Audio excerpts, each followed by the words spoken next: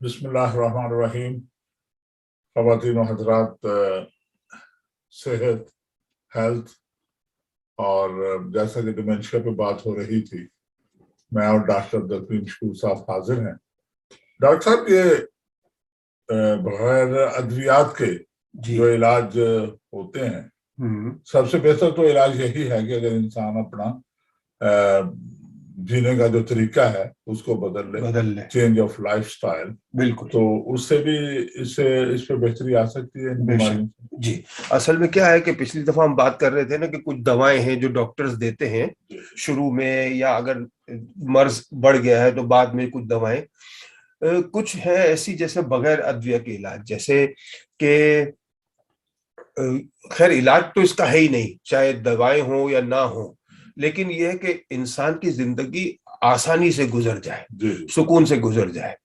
अब मिसाल के तौर पर किसी को उसके पित्ते में, गाल ब्लैडर में पथरी आ गई है, तो उससे उसे एक शदीद दर्द हुआ है और वो अस्पताल गया है, अल्ट्रासाउंड हुआ, पता चला जी अंदर भरा हुआ है कुछ, तो दर्द है, तो उसको मॉर्फिन यानी ऐसी हाई डोज देंगे कि उसका दर्द कम हो जाए।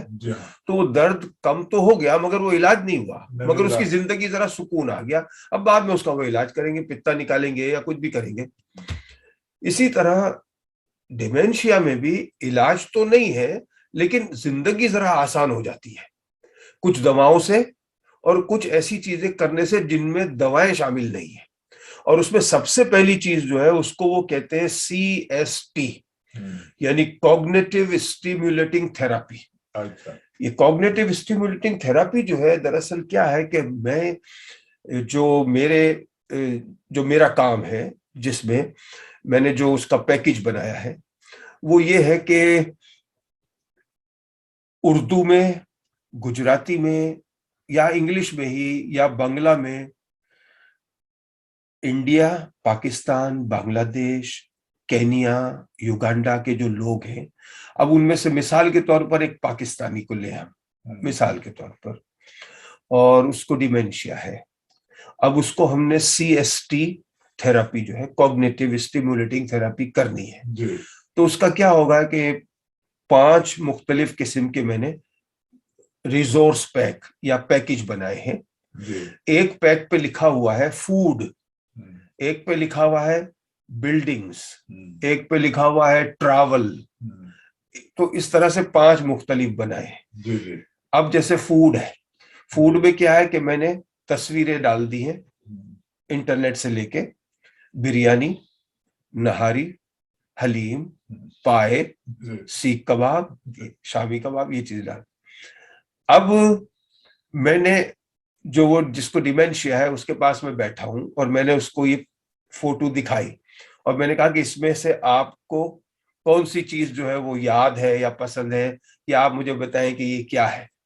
तो अब मैंने उसको पूछा उंगली रख के कि ये क्या है, तो उसने कहा ये बिरयानी है, ये नहारी है। अच्छा, एक आध में वो नहीं बोल सका, अंडे कोफ्ते थे, अगर यानी उसको याद नहीं आ रहा है, डिमेंशिया है ना, तो उसको बताना ये अंडे कोफ्ते हैं। तो यानी दिमाग के अंदर थोड़ी हरकत, इसको CST कहते हैं। फिर बिल्डिंगें दिखाई, मीनार पाकिस्तान दिखाया, या हिंदुस्तान का है कोई शख्स, ताजमहल दिखाया उसको, उनका लाल किला है उनका, वो दिखाया, कोई मंदिर, बड़ा मंदिर जो है उनका वो। तो जो अफ्रीका का है वो मोम्बासा की कोई चीज दिखाई उसको, वहां के खाने दिखाए, कसावा अगर वो युगांडा का है। तो उसको कहते हैं ये कॉग्निटिव स्टिमुलेटिंग थेरापी। और इसमें काफी फायदे देखे गए हैं कि इसमें लोगों को फायदा हुआ है। इसमें डॉक्टर साहब, इसमें ये है कि आगे उसके आपने कोशिश करनी है कि उसका ज़हन को वो चले, है ना, चले। हाँ, थोड़ा उसको हरकत कर लाना है। और दूसरा इससे ये होगा कि चलो इससे डिमेंशिया का इलाज तो नहीं हो रहा, लेकिन उसके जो और मसाइल है ना उसमें तो आसानी हो जाए। जिंदगी गुजारने के लिए जो है और भी चीजों की जरूरत है, आदमी का खुश रहना, उदासी कम होना, स्ट्रेस कम होना, एंजाइटी ना हो, ये चीजों में तो मदद दे। उसके बाद एक और चीज कहलाती है इदराकी बेहाली। इदराकी यानी इदराक, यानी उसमें क्या करते हैं कि जो माहिर नफ्सियात है, साइकाट्रिस्ट या ऑक्यूपेशनल थेरापिस्ट, एक हदफ को हासिल करने के लिए उस शख्स की मदद करते हैं, यानी किसी एक चीज को हासिल करने के लिए। मिसाल के तौर पर उसको टेलीफोन का इस्तेमाल सिखाना है कि भाई ये टेलीफोन है, इसको कैसे नंबर डायल करना है या कहाँ सेव करना है या आंसर करना है, ये कुछ वो जो उसका केयरर होता है ना, उसके साथ मिलकर कि मोबाइल फोन इस्तेमाल करने का तरीका सिखाते हैं, या जिंदगी की जो और दूसरी चीजें हैं, जैसे मिसाल के तौर पर खाना पकाना उसको सिखाएंगे। कभी कभी एक औरत है तो उसको किचन में ले गए, उसके साथ मिलके खाना बनाया जाएगा, या दोबारा से सीखना है उसने क्योंकि भूल गई है ना वो, या आदमी भूल गया है। तो ये मुख्तलिफ जो है वो गोल्स है, जिसको हदफ कहते हैं उर्दू में। तो ये गोल्स अचीव करने के लिए तो ये यानी ये एक थेरापी भी होती है। एक होती है मौसीकी and dementia, music and dementia. जो डिमेंशिया के जो में मुब्तला लोग हैं उनके साथ मिलकर म्यूजिक जो है उसके सेशंस होते हैं, वो मिलते हैं, उनके हाथ में कोई इंस्ट्रूमेंट्स दिया जाए, उनको कुछ सिखाया जाए थोड़ा बहुत, फिर सारे 5, 6, 10 लोग बैठे हुए हैं, फिर वो मिलके ग्रुप बना के म्यूजिकल ये थेरापी है। म्यूजिक से जो है उनको यानी सुकून हासिल होता है, ज़हनी सुकून, थोड़ा वो एंजॉय करते हैं, थोड़ा वो दूसरों से मिलते हैं। तो एशियंस में भी जो म्यूजिक के हवाले से काम हो रहा है इस वक्त ओल्डम में, वो ये हो रहा है कि उसको मुख्तलिफ हिस्सों में बांटा गया है। क्योंकि अंग्रेजों का जो है मामला, यूरोपियन, उनका तो म्यूजिक है एक्सेप्टेबल है, चाहे वो बंदा स्कॉटलैंड का हो, वेल्स का हो, इंग्लैंड का हो, फ्रांस का, जर्मनी का हो। हमारे लोगों में जरा कुछ एहतियात है कि कुछ मौसीकियां ऐसी हैं जो हमारे कुछ पहली जेनरेशन के लोगों को पसंद नहीं है। मसलन अगर एक शख्स है वो थोड़ा सा रिलीजियस है, उसका अपना कोई मसलक है, तो उसमें वो प्रेफर करता है कि मैं ये भंगड़ा म्यूजिक और ये जो है इस किस्म के गाने में नहीं सुनूंगा जी, मुझे नात सुननी है। वो नात की फरमाइश कर सकता है, तो उनके लिए फिर नात। फिर कुछ ऐसे भी होंगे जो कहेंगे जी मुझे नात तो सुननी है मगर म्यूजिक के बगैर। तो इन चीजों का ख्याल रखते हुए ओल्डम में ये म्यूजिक थेरापी जो है इस पर भी मैं काम कर रहा हूं हमारे लोगों के साथ। दूसरा जो है जिंदगी की कहानी यानी पुरानी बातें याद दिलाना, स्टोरी टेलिंग। स्टोरी टेलिंग ये है कि अच्छा ये होता है कि अगर आपके घर में किसी को डिमेंशिया हो गया है तो आपके पास अगर कोई पुरानी अपने खानदान की शादी की वीडियो है 10-20 साल पुरानी, वो आप दिखाया करें उसे, उसको पता है। आपके पास पुराने फोटो की एल्बम है, वो आप उसके पास लेके बैठे, या आप उससे उसकी कहानी सुने जितनी वो सुना सकता है, या फिर उसे बताएं कि उसकी कहानी क्या थी, बचपन उसका कहाँ गुजरा, कैसे गुजरा, जवानी, शादी, क्या काम किए। तो ये जिंदगी की कहानी और याद आवरी का काम, यानी पुरानी चीजें याद दिलाना।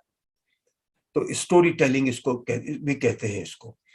इसके बाद चौथा तरीकेकार जो है वो है ऑल्टरनेटिव थेरापीज, जिसको एजाजी थेरापी उर्दू में कहेंगे। आगे ऑल्टरनेटिव सब समझते हैं आजकल। ऑल्टरनेटिव थेरापीज में अरोमा थेरापी है, मालिश है, मसाज है, जो रोशनी की से रंगो रोशनी से इलाज है, जो पाकिस्तान में ख्वाजा शमशुद्दीन अजीमी किया करते थे।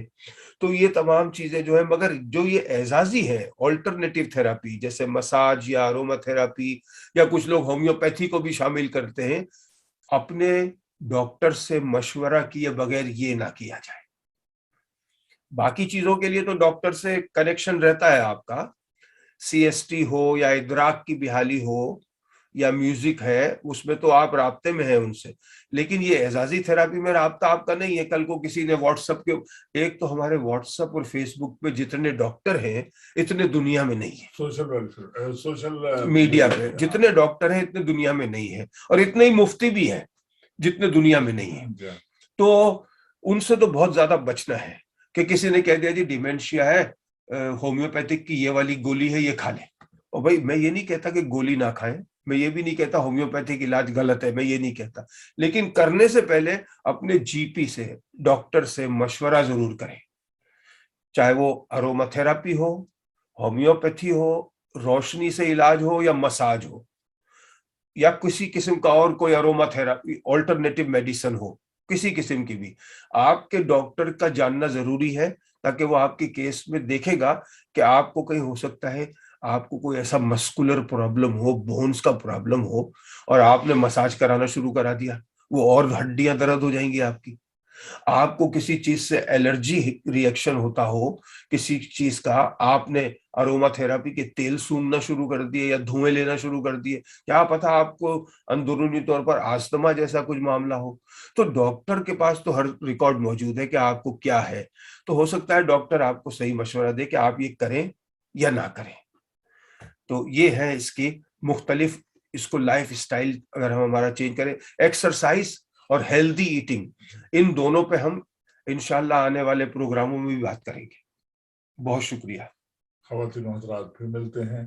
अल्लाह हाफिज। अल्लाह हाफिज।